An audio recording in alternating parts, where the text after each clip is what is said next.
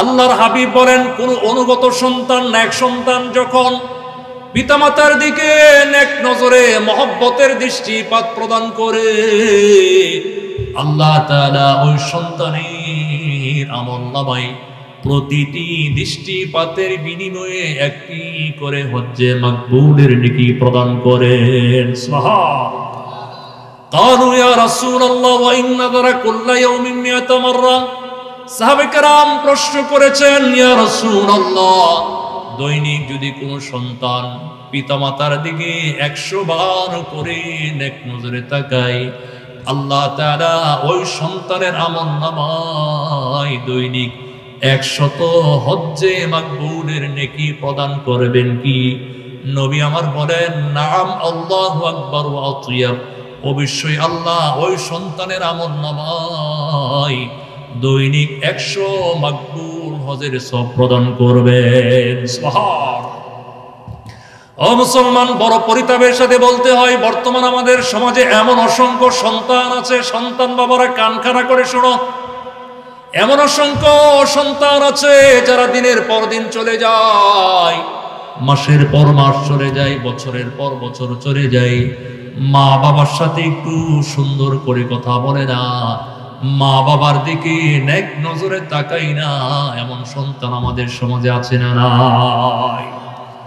ও বন্ধু, তুমি তোমার বিবির সাথে, বেগমের সাথে প্রতি ঘন্টায় ঘন্টায় কথা বলতে পারো, সন্তানের খোঁজ খবর নিতে পারো। বয়ফ্রেন্ড গার্লফ্রেন্ডের জন্য গার্লফ্রেন্ড বয়ফ্রেন্ডের সাথে কথা না বললে পেটের ভাত হজম হয় না। বন্ধু বন্ধুর সাথে বাপ আদান প্রদান না করলে তোমার ঘুম হয় না। ও বন্ধু, যেই মা তোমাকে 9 মাস 10 মাস গর্ভে ধারণ করেছেন, পৃথিবীতে আগমন করার পর মায়ের কোলটাকে 2.5 বছর পর্যন্ত টয়লেট আর লেট্রিন বানিয়ে কত প্রস্রাব পায়খানা করেছ, সেই গর্ভধারিণী মায়ের সাথে তুমি একটু সুন্দর করে কথা বলো না? মনে রাখবেন, পিতামাতার যারা অবাধ্য সন্তান তারা জাহান্নামে যাবে, এটা আমার কথা নয়। নবী বলেন, আলা উনাব্বিউকুম বিআকবারিল কাবাইরি সালাসান। আল্লাহর নবী বলেন, ও আমার সাহাবী কেরাম, আমি কি তোমাদের সামনে 3টি বড় বড় গুনাহ সম্পর্কে অবহিত করব কি?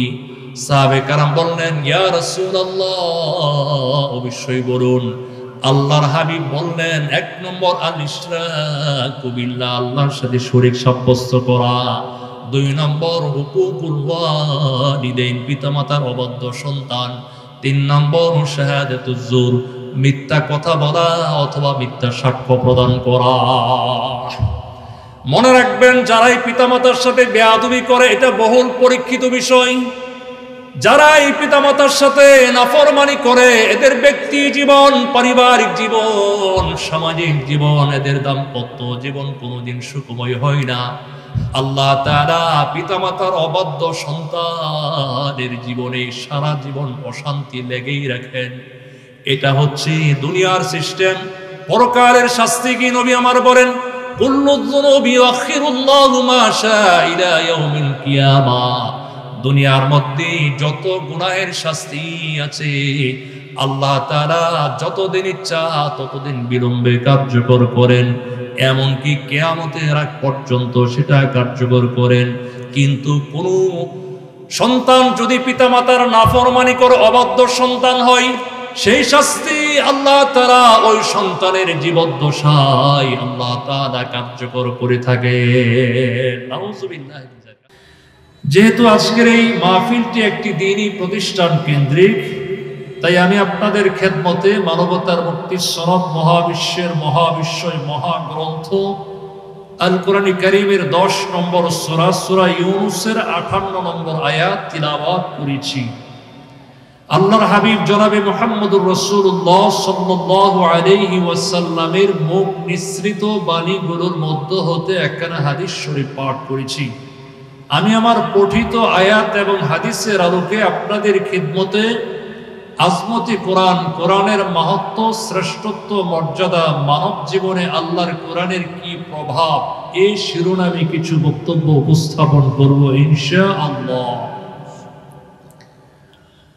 কোরআন মাজিদ আল্লাহর কালাম, আল্লাহর বাণী, মানব জাতির জন্য আল্লাহর পয়গাম।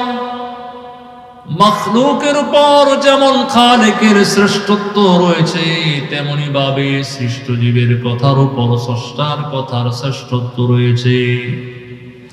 এজন্য আরবিতে একটি প্রবাদ আছে, কালামুল মুলুক মুলুকুল কালাম, রাজার কথা কথার রাজা। আমার আল্লাহ যেমন দামি, তার কালাম তত দামি। আল্লাহ যেমন মহান, তার কালাম তত মহান। কোরআন মাজিদ এমন একটি গ্রন্থ যা মানুষকে অন্ধকার থেকে আলোর পথে বের করে নিয়ে আসে, ডাস্টবিন থেকে তুলে সম্মানের উচ্চাসনে বসাই। আল্লাহ রাব্বুল আলামিন সূরা ইব্রাহিমের প্রথম আয়াতে বলেন, কিতাবুন আনজালনাহু ইলাইকা লিতুখরিজান নাস মিনাল যুলুমাতি ইলান নূর। আল্লাহ বলেন, হে নবী, আমি আপনার প্রতি এমন এক গ্রন্থ, এমন এক কিতাব নাজিল করেছি যাতে আপনি এই কোরআন দ্বারা মানুষকে অন্ধকার থেকে আলোর পথে বের করে নিয়ে আসতে পারেন, যাতে আপনি এই কোরআন দ্বারা গুমরাহির অন্ধকারে নিমজ্জিত মানব জাতিকে হেদায়েতের আলো উজ্জ্বল পথে টেনে তুলতে পারেন। এই কোরআন দ্বারা যেন নাস্তিক বেঈমানদেরকে ঈমানদার বানাইতে পারেন, পথহারা পথ ভোলা মানুষদেরকে সঠিক পথের দিশা দিতে পারেন। কারণ আল্লাহর কোরআন এমন একটি গ্রন্থ যা মানুষকে সর্বাধিক সঠিক পথ প্রদর্শন করে। আল্লাহ রাব্বুল আলামিন বলেন, ইন্না হাযাল কুরআনা ইয়াহদি লিল্লাতী হিয়া আকওয়াম। নিশ্চয় এই কোরআন মানুষকে সর্বাধিক সঠিক পথ প্রদর্শন করে। এই কোরআনকে আল্লাহ রাব্বুল আলামিন ইবাদতের কিতাব বলেন নাই, যেই নামাজের গ্রন্থ বলেন নাই, বলেছেন হুদাল লিন্নাস হুদাল লিল মুত্তাকিন। এই কোরআন হচ্ছে মানব জাতির জন্য, মুত্তাকিদের জন্য গাইডবুক, পথ নির্দেশ। এই কোরআন আমার আপনার জন্মের পর থেকে নিয়ে মৃত্যু পর্যন্ত, হাসরের ময়দান থেকে পুনরুত্থান, জান্নাত জাহান্নাম, প্রতিটি কদমে কদমে আল্লাহর কোরআন যথাযথ পথ প্রদর্শন করবে। আল্লাহ রাব্বুল আলামিন এই কোরআন ওপেন করেছেন বিসমিল্লাহর বা বর্ণ দিয়ে, শেষ করেছেন সূরা নাসের সিন বর্ণ দিয়ে। বা আর সিন দুটো মিলাইলে হয় 5, মানে হচ্ছে এনাফ, যথেষ্ট। এর ব্যাখ্যা হচ্ছে, কেউ যদি আল্লাহর কোরআন নিয়মিত তেলাওয়াত করে, কোরআনকে ব্যক্তি জীবন, পারিবারিক জীবন, সামাজিক জীবনে বাস্তবায়ন করে, এই কোরআন তার হিদায়াতের জন্য, মুক্তির জন্য যথেষ্ট। দুনিয়ার মধ্যে অন্য কোন গ্রন্থ, অন্য কোন সংবিধান তার কোনো প্রয়োজন নাই। এই কোরআন হচ্ছে মানবতার আবে হায়াত, মানবতার জীবনধারা, মানবতার গাইডবুক। যেই মজলিসে আল্লাহর কোরআন তিলাওয়াত করা হয়, ওই মাহফিলে আল্লাহ রহমতের বারিধারার ন্যায় নাজিল হতে থাকে। ম্যাগনেট যেমন লোহাকে আকর্ষণ করে, আল্লাহর কোরআন এমন একটি গ্রন্থ যা মানুষের দিলকে, আল্লাহ রহমতকে আকর্ষণ করে। সুবহানাল্লাহ। আল্লাহর সাথে যার সম্পর্ক ছিন্ন হয়ে গেছে, আল্লাহর কালাম কোরআন বান্দার সাথে আল্লাহর সম্পর্ক জোড়া লাগাইয়া দেয়। কোরআনে কারীম মানুষের মন, মস্তিষ্ক, দিল পরিবর্তন করে দেয়, মানুষের চরিত্র পরিবর্তন করে দেয়। মুসলমান ভাইয়ের আমার, আল্লাহর কোরআন মানুষের চরিত্র কেমনে পরিবর্তন করে? অতীতকালের একটি ঘটনা বললে বিষয়টি আপনারা সুন্দর করে বুঝতে সক্ষম হইবেন। ইতিহাসের অন্যতম একজন সেরা খলনায়ক, বীরের চরিত্রের নাম হচ্ছে সাইয়েদনা উমর ইবনুল খাত্তাব, যার সম্পর্কে নবী আলাইহিস সালাম বলেছেন, আশাদ্দুহুম ফি আমরিল্লাহি উমর। আল্লাহর নবী সাইয়েদনা আবু বকরের শানে বলেছেন, আরহামু উম্মতি বিউম্মতি আবু বকর, আমার উম্মতের মধ্যে সবচেয়ে কঠিন দিলের মানুষ হচ্ছে সাইয়েদনা ওমর, সবচেয়ে নরম দিলের মানুষ হচ্ছেন সাইয়েদনা আবু বকর রাদিয়াল্লাহু আনহু। হযরত ওমর তো এমন একজন ব্যক্তি ছিলেন, যেই উমরকে দেখে শয়তান রাস্তা ছেড়ে বেগে পালন করত। উমর তো এমন একজন গ্রেট ম্যান, মহান ব্যক্তি ছিলেন, ইসলাম গ্রহণ করার পর যার নামের মধ্যে কোনো পরিবর্তন হয় নাই। ইসলাম গ্রহণ করার আগে যার নাম ছিল উমর, ইসলাম গ্রহণ করার পর তার নাম থেকে যায় উমর। উমরের মতো শক্ত দিলের মানুষ, কঠিন দিলের মানুষ, সঙ্গী দিলের মানুষটাও যিনি আল্লাহর কোরআন তেলাওয়াত শ্রবণ করে, আল্লাহর কোরআনের সংস্পর্শে এসে যিনি আল্লাহর কোরআনের তেলাওয়াত শ্রবণ করে কোরআনের কাছে পরাজিত হয়ে যান, পরাভূত হয়ে যান। আল্লাহু আকবার বলেন। সিরাতের গ্রন্থে এসেছে, একদিন নবী আলাইহিস সালাম হেরেমের ভিতর নামাজ পড়ছিলেন। নামাজের মধ্যে তিনি সূরা আল হাক্কাতু মাল হাক্কাতু ওয়া মা আদরাকা মাল হাক্কা তিলাওয়াত করছিলেন। সূরা হাক্কার ধাক্কা লাগে উমরের অন্তরে। উমর রাদিয়াল্লাহু তাআলা, যিনি আল্লাহর হাবিবের কাছাকাছি গিয়ে কোরআন তেলাওয়াত শুনতেছিলেন, কোরআনে কারীমের অসাধারণ তেলাওয়াত, মজবুত গাতুনি, চমৎকার শব্দ বিন্যাস, ছন্দমালা উমরের অন্তরে বেশ ভালো লেগে গেল। তিনি বলেন, আমি মনে মনে ভাবলাম, আল্লাহর কসম, নিশ্চয় মুহাম্মদ একজন কবি। যেমনটি মক্কার কাফের আবু জাহেল, উতবা, শাইবারা বলে থাকে, ঠিক তখনই আল্লাহর হাবিব তিলাওয়াত করলেন, ইন্নাহু লাকাউলু রাসূলিন কারীম ওয়া মা হুয়া বিকাউলি শাইরিন কালিলাম মা তুমিনুন। আল্লাহ বলেন, নিশ্চয় এই কোরআন সম্মানিত ফেরেশতার আনিত বাণী, এটা কোনো কবির কথা নয়। তোমরা খুবই কম বিশ্বাস স্থাপন করো, ঈমান গ্রহণ করো। ওমর ইবনুল খাত্তাব বলেন, মনে মনে বলেন, বাপরে বাপ, মুহাম্মদ কতবার একজন গণক, যিনি আমার হৃদয়ের কথাটা জেনে ফেলেছেন। আমি তো মুখে উচ্চারণ করি নাই, শুধুমাত্র মনে মনে বলতেছিলাম। তাহলে মুহাম্মদ তিনি কি করে আমার হৃদয়ের কথাটাও জেনে ফেলেছেন?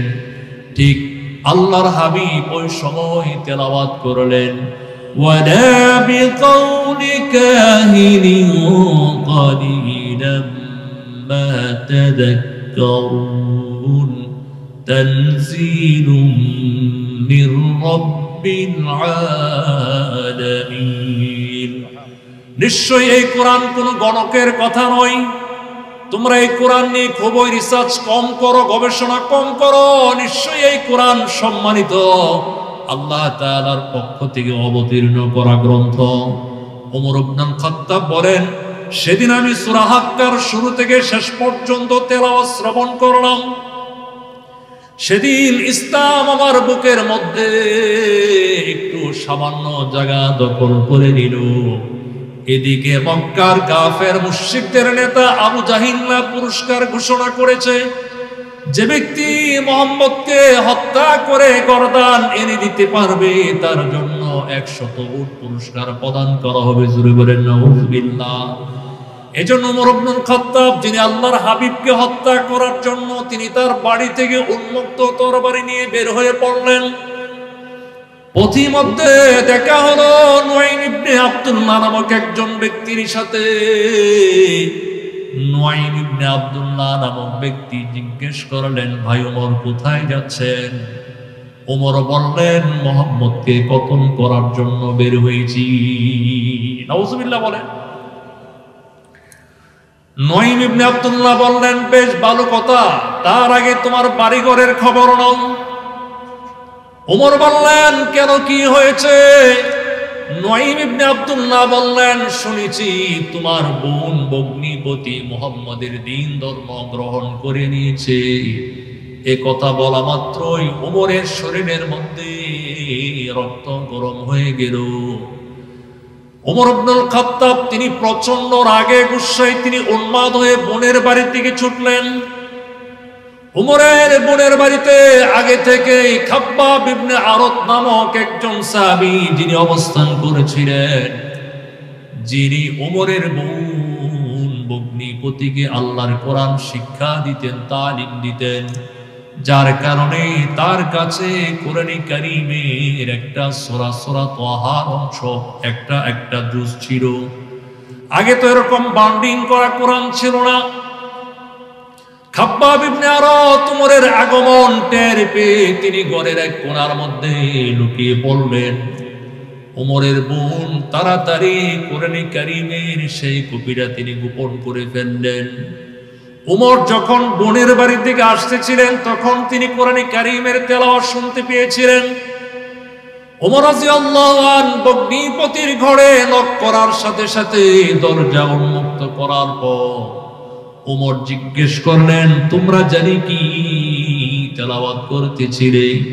উমরের বগ্নিপতি বলল, না ভাইজান, আমরা কোনো কিছুই তেলাওয়াত করি না, শুধুমাত্র আমরা পরস্পর কথা বলছিলাম। এবার উমর বলতেছে, শুনেছি তোমরা নাকি স্বধর্ম ত্যাগ করে মুহাম্মদের দ্বীন ধর্ম আদর্শ গ্রহণ করে নিয়েছো। উমরের বগ্নিপতি বললেন, ভাইজান, সত্য দ্বীন ধর্ম হক গ্রহণ করতে বাধা কিসে? এ কথা বলা মাত্রই উমর তিনি তার বগ্নিপতির উপর ঝাঁপিয়ে পড়লেন, মারতে শুরু করলেন। মেরে মেরে বগ্নিপতিকে রক্তাক্ত করে দিলেন। এক পর্যায়ে উমরের বোন তিনি তার স্বামীকে বাঁচানোর জন্য ভাইয়ের সামনে দাঁড়াইলেন। উমর তিনি তার বোনকেও মারলেন। উমরের বোন রক্তাক্ত অবস্থায় কঠিন নারী মূর্তি ধারণ করে বললেন, উমর, তুমি মক্কার সবচেয়ে বড় বীর বাহাদুর সন্ত্রাসী হতে পারো, কিন্তু আমি তোমাকে পরোয়া করি না, ভয় করি না। শুনে নাও, এতদিন পর্যন্ত যেই কালিমা গোপন করে রেখেছিলাম, আজকে যেই কালিমার জন্য রক্ত জড়াইলাম, মাইর খাইলাম, ওই কালিমার আমি গোপন করব না। আমরা উভয় প্রকাশ্য ঘোষণা দিচ্ছি, আশহাদু আল্লা ইলাহা ইল্লাল্লাহ ওয়া আশহাদু আন্না মুহাম্মাদার রাসূলুল্লাহ। বোন আর বগ্নিপতির এই কথা শ্রবণ করার পর উমরের মনটা নরম হয়ে গেল। বোন আর বগ্নিপতিকে রক্তাক্ত দেখা অবস্থায় উমরের মনের মধ্যে অনুতাপ আর লজ্জার ভাব এসে গেল। ওমর বললেন, বোন, তোমরা যে গ্রন্থ তেলাওয়াত করছিলে ওই কিতাবটা একটু আমার কাছে দাও, আমি একটু তেলাওয়াত করে দেখব। সুবহানাল্লাহ। ওমরের বোন বললেন, না ভাইজান, এই গ্রন্থ নাপাক অবস্থায় ধরা যায় না, ছোঁয়া যায় না, পড়া যায় না, আগে পাক পবিত্রতা অর্জন করুন। এরপরে বোনের কথাই ওমর ইবনুল খাত্তাব যিনি ওযু করলেন, গোসল করলেন, আল্লাহর কোরআনের সূরা তাহার অংশটা হাতে নিয়ে তেলাওয়াত শুরু করলেন। তাহা মা আনজালনা আলাইকাল কুরআনা লিতাশকা ইল্লা তাযকিরাতান লিমান ইয়াখশা। পড়তে পড়তে পড়লেন, ইন্নানি আনাল্লাহ লা ইলাহা ইল্লা আনা ফা'বুদনি ওয়া আকিমিস সালাতা লিযিকরি। এতটুকু পড়ার পর ওমর বললেন, বাহ বাহ, কি সুন্দর কালাম। তিনি বললেন, আর দেরি করো না, আমাকে তাড়াতাড়ি তোমরা তোমাদের নবী মুহাম্মদের কাছে নিয়ে যাও। তখনও পর্যন্ত ওমরের হাতে উন্মুক্ত তরবারিটা জ্বলতেছিল। সেই সময় আল্লাহর হাবিব তিনি দারুল আরকামে অবস্থান করেছিলেন। ওমর ইবনুল খাত্তাব সরাসরি দারুল আরকামে গিয়ে আল্লাহর হাবিব যে ঘরে অবস্থান করেছেন সেই ঘরে নক করলেন। আল্লাহর নবী দরজা খুলে দেখে আর কেউ দাঁড়িয়ে নেই। তিনি হচ্ছেন মুসলিম জাহানের ভাবি, অর্ধ মুসলিম জাহানের শাসক মক্কার সবচেয়ে বড় সন্ত্রাসী, সবচেয়ে বড় বীর বাহাদুর উমর দাঁড়িয়ে আছে। আল্লাহর হাবিব উমরের কাঁধের মধ্যে মৃদু ঝাঁকুনি দিয়ে বললেন, খাত্তাবের বেটা উমর, আর কতদিন পর্যন্ত মূর্খতার শিকড় আঁকড়ে ধারণ করবে? এখন কি দিন ধর্ম সত্য গ্রহণ করার সময় আসে নাই? এ কথা বলা মাত্রই ওমর বলল, আমি আর মূর্খতা কুফরের যুগে থাকতে চাই না। আমি আপনার দরবারে এসেছি কালিমা পড়ে মুসলমান হওয়ার জন্য। ওমর তিনি তাওহীদ এবং রিসালাতের সাক্ষ্য প্রদান করেছেন।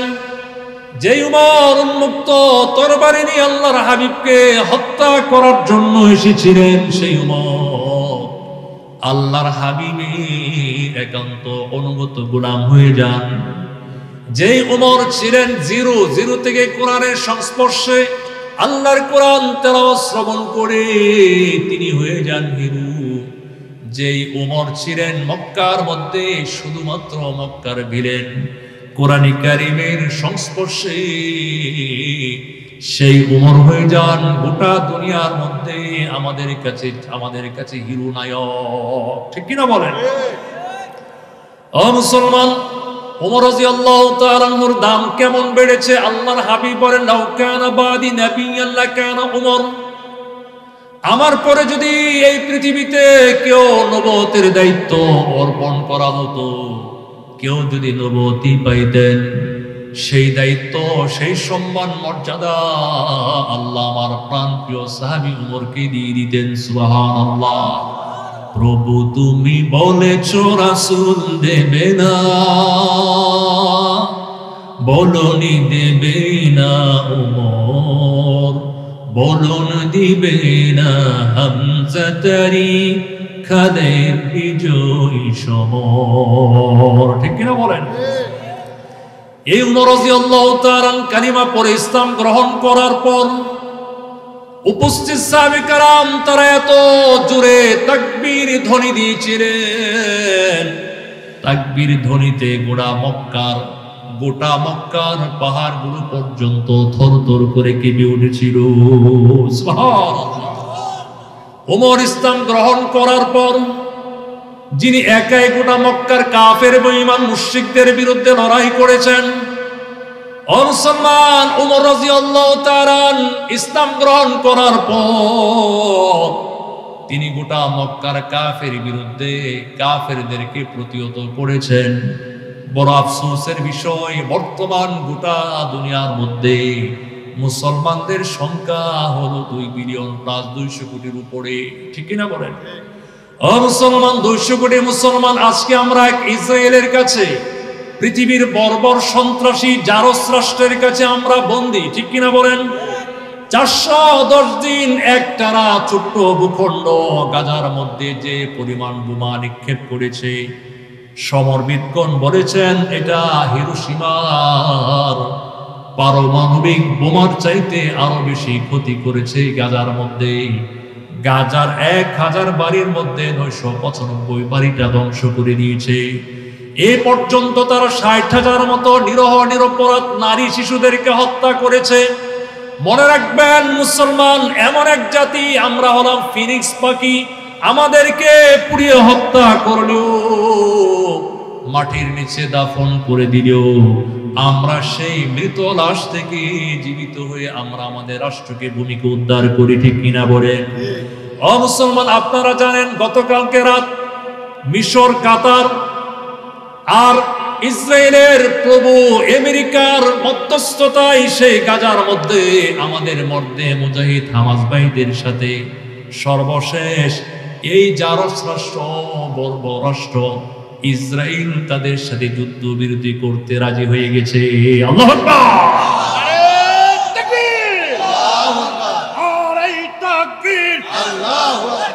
ইসলামের শত্রুরা হুঁশিয়ার, আমার নেতা তোমার নেতা বিশ্বনবী মুস্তাফা, আর এই তাকবীর আল্লাহু আকবার। ও মুসলমান, মনে রাখবেন মধ্যপ্রাচ্যের জন্য যেমন বিস্ফোরা হলো ইসরায়েল নামক বড় বড় জঘন্য জারস রাষ্ট্র, ঠিক আমাদের বাংলাদেশের জন্য বিস্ফোরা হলো আমাদের পার্শ্ববর্তী একটি রাষ্ট্র, নাম হলো ভারত। ঠিক কিনা বলুন?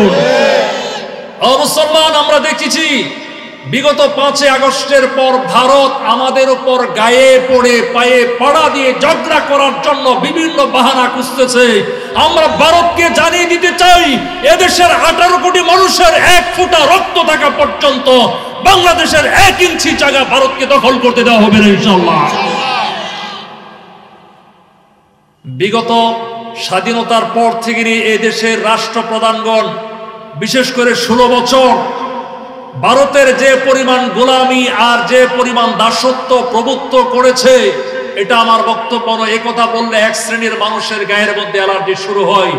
ভারতের এনডিটিভি, হিন্দুস্তান টাইমস বলেছে আমাদের সাবেক প্রধানমন্ত্রী তিনি নাকি নরেন্দ্র মোদীর তিনি সেবাদেশী ছিলেন। নাউজুবিল্লাহ মিন যালিক।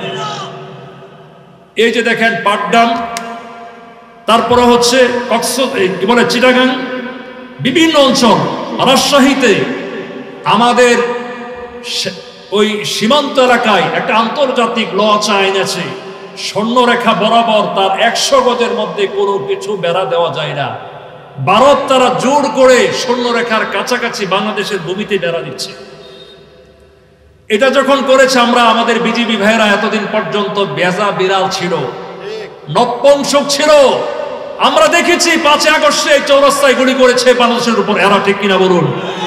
এটার জন্য তাদেরকে আমরা দায়ী করি না, প্রশাসনকে দায়ী করি না। এর জন্য 1 নম্বর দায়ী হলো শেখ হাসিনা। ঠিক কিনা বলুন? এর জন্য 1 নম্বর দায়ী স্বরাষ্ট্রমন্ত্রী আসাদুজ্জামান গাঞ্জাখোর কামাল। ঠিক কিনা বলুন? এদেরকে কুকুরের মতো আমাদের বিরুদ্ধে লেলিয়ে দিয়েছিল। ঠিক কিনা বলুন? এরা আমাদেরকে কথায় কথায় বলতো আমরা নাকি পাকিস্তানি, আমরা নাকি পাকিস্তানে চলে যাইতাম। আলহামদুলিল্লাহ, এদেশে আমরা জন্মগ্রহণ করেছি, এদেশেই মৃত্যুবরণ করব। আমরা পাকিস্তানে পালিয়ে যাব না, তোমরাই পালিয়ে গেছো। ঠিক কিনা বলো? তোমাদের সব কিছু নিয়ে গেছো, তোমাদের পরিবারটাই হলো পালাতক। ঠিক কিনা বলেন? দুর্নীতির কারণে তোমাদের বোন জি নাম হলো টিউলিপ সিদ্দিকী, না? অর্ধেক খ্রিস্টান অর্ধেক মুসলমান। ঠিক কিনা বলেন? আবার ওনার ছেলের নাম জয়, জয়ও কিন্তু খ্রিস্টানের নাম, বিয়ে করছে কৃষ্ণ রুকা। হ্যাঁ, ঠিক কিনা বলেন? আবার ওটাকে জায়েজ করবার লাগে সংসদ ভবনে তিনি নিজে ফতোয়া দিয়েছেন আহলে কিতাবদেরকে বিবাহ করা যায়। ঠিক কিনা বলেন? বাবা রে বাবা, কত বড় হুজুর! চিন্তা করছেন নাকি অবস্থা? এই কথাগুলো আগে বললে না আমার গলার মধ্যে শিকলটা বাঁধে রয়ে যেত না। এই স্বাধীন রাষ্ট্র পেয়েছি, আলহামদুলিল্লাহ বলেন। দেখছেন না আপনারা চৌরাস্তার আশেপাশে 5 তারিখের পরে 5 তারিখের আগে হেলিকপ্টার দা ঘুরা ঘুরা কেমনে বোমা ফালাইছে, স্নাইপার লয়ে গুলি করছে। আমি নিজে দেখছি ভাই, এখানে তো ছিলাম আপনাদের এখানে।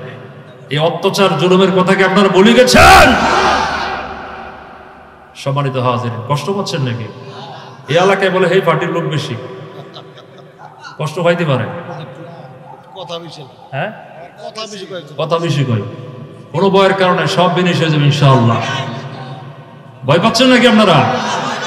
সম্মানিত হাজিরিন, বলছিলাম ভারতকে যখন আমাদের বিজেপি প্রেসার করেছে এবং একজন হিন্দু তিনি বলেছেন ভারত যদি একটা খোঁড়া বাংলাদেশের সীমানায় গেলে ওটাকে আমরা ছুড়ে ভারতের বুকে মিল্লা মারবো। ঠিক কিনা বলেন?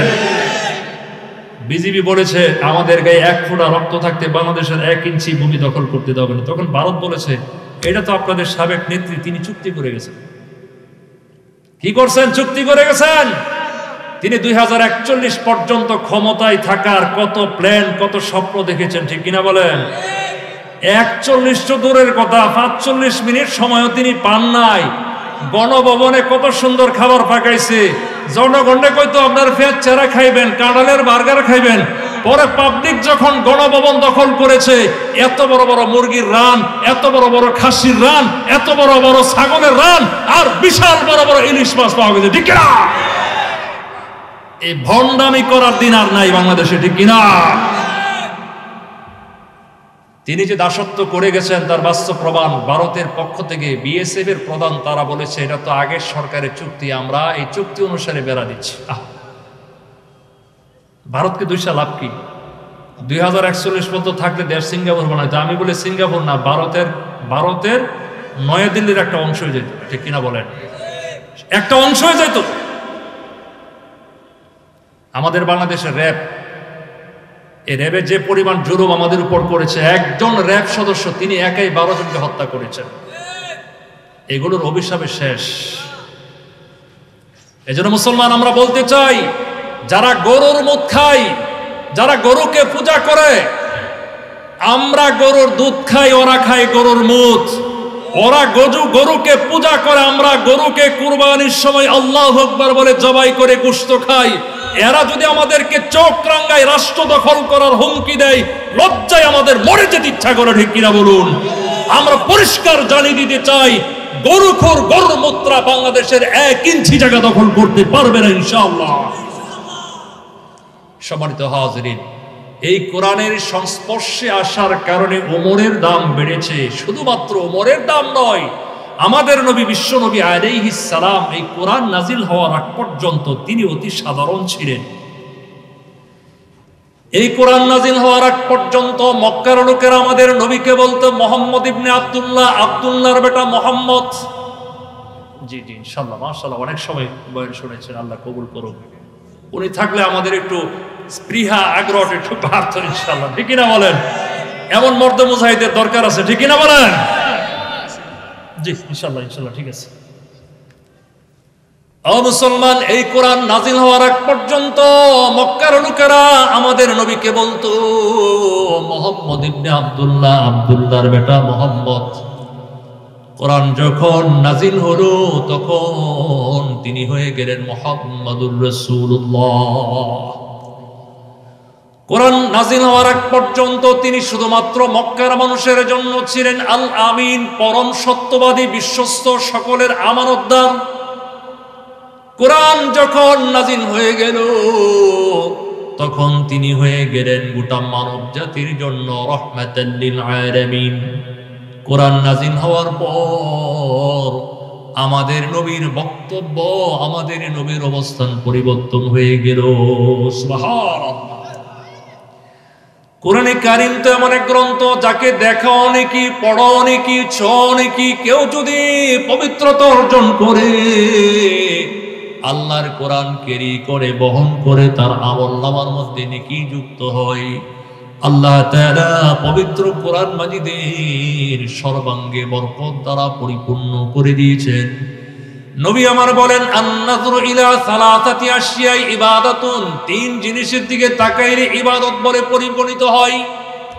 কোনো মেহনত করা লাগে না, টাকা খরচ করা লাগে না, অর্থ খরচ করা লাগে না, শুধুমাত্র মহব্বতের দৃষ্টিপাত করলে আল্লাহ তাআলা আপনার আমলনামার মধ্যে নেকি যুক্ত করে দিবেন। সুবহানাল্লাহ।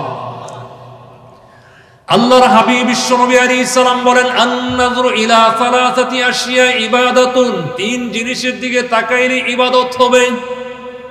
1 নম্বর, আন-নাযরু ইলাল মাসহাব, কেউ যদি আল্লাহর কোরআনের দিকে মহব্বতের দৃষ্টিপাত প্রদান করে, ওই লোকটার চোখের সগীরা গুনাহ মাফ হয়ে যায়, তার চোখের মধ্যে নূর পয়দা হবে। কোরআনে কারীম যিনি তিলাওয়াত করেন আর শ্রবণ করেন, তার উপর আল্লাহর রহমতের বাড়ি দ্বারা নাজিল হতে থাকে। সুবহানাল্লাহ। 2 নম্বর হচ্ছে আন-নাযরু ইলাল কাবা, কেউ যদি বাইতুল্লাহর দিকে তাকায়, তার চোখের সগীরা গুনাহ মাফ হয়ে যায়। সুবহানাল্লাহ বলেন। আল্লাহর নবী বলেন, দৈনিক বাইতুল্লাহর উপর 120টি রহমত বর্ষিত হয়। কেউ যদি বাইতুল্লাহ তওয়াফ করে, দৈনিক তার উপর 7টা রহমত নাজিল হয়। আর কেউ যদি বাইতুল্লাহর ভিতর নামাজ পড়ে, তার আমলনামায় দৈনিক 40টা নেকি লেখা হয়। আর কেউ যদি শুধুমাত্র মহব্বতের দৃষ্টিতে বাইতুল্লাহর দিকে তাকিয়ে থাকে, তার আমলনামায় দৈনিক 20টি রহমত যুক্ত হয়। সুবহানাল্লাহ বলেন।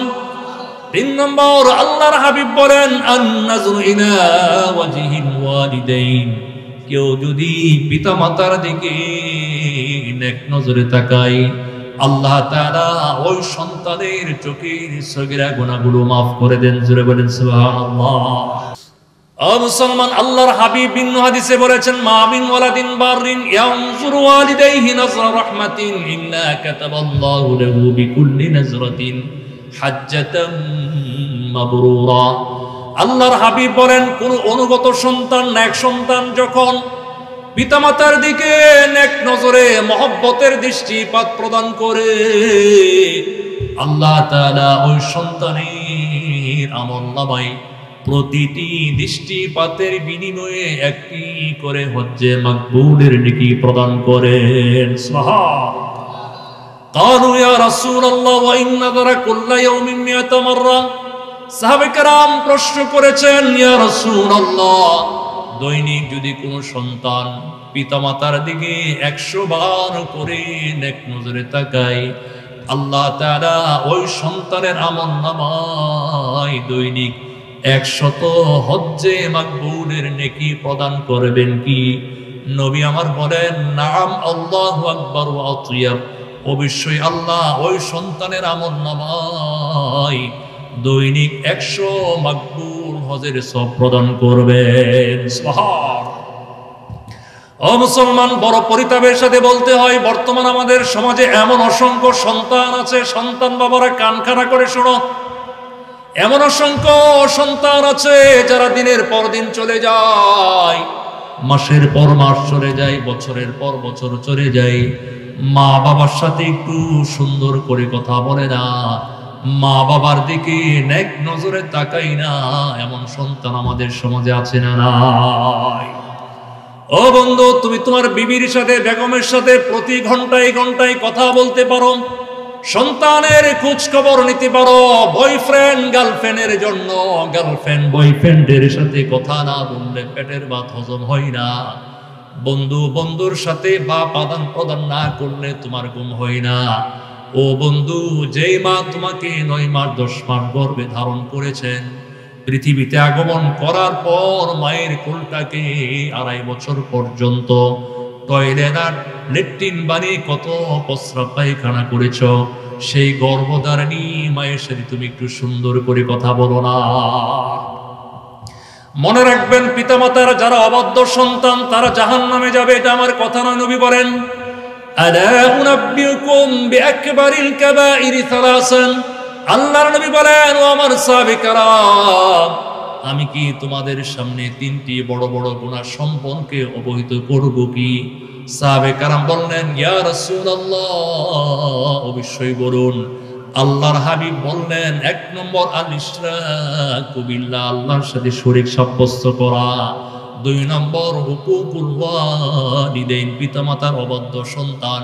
3 নম্বর শাহাদাতুজ জুর, মিথ্যা কথা বলা অথবা মিথ্যা সাক্ষ্য প্রদান করা।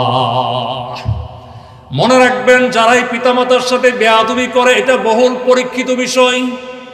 যারা এই পিতামাতার সাথে নাফরমানি করে, এদের ব্যক্তি জীবন, পারিবারিক জীবন, সামাজিক জীবন, এদের দাম্পত্য জীবন কোনোদিন সুখময় হয় না।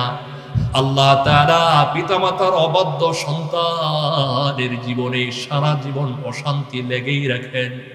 এটা হচ্ছে দুনিয়ার সিস্টেম। পরকালের শাস্তি কি? নবী আমার বলেন, কুল্লু যুনুবি ইউআখিরুল্লাহু মা শাআ ইলা ইয়াউমিল কিয়ামাহ। দুনিয়ার মধ্যে যত গুনাহের শাস্তি আছে, আল্লাহ তাআলা যতদিন ইচ্ছা ততদিন বিলম্বে কার্যকর করেন, এমনকি কিয়ামতের আগ পর্যন্ত সেটা কার্যকর করেন। কিন্তু কোন সন্তান যদি পিতামাতার নাফরমানি করে অবাধ্য সন্তান হয়, সেই শাস্তি আল্লাহ তাআলা ওই সন্তানের জীবদ্দশায় আল্লাহ তাআলা কার্যকর করে থাকে। নাউযুবিল্লাহ।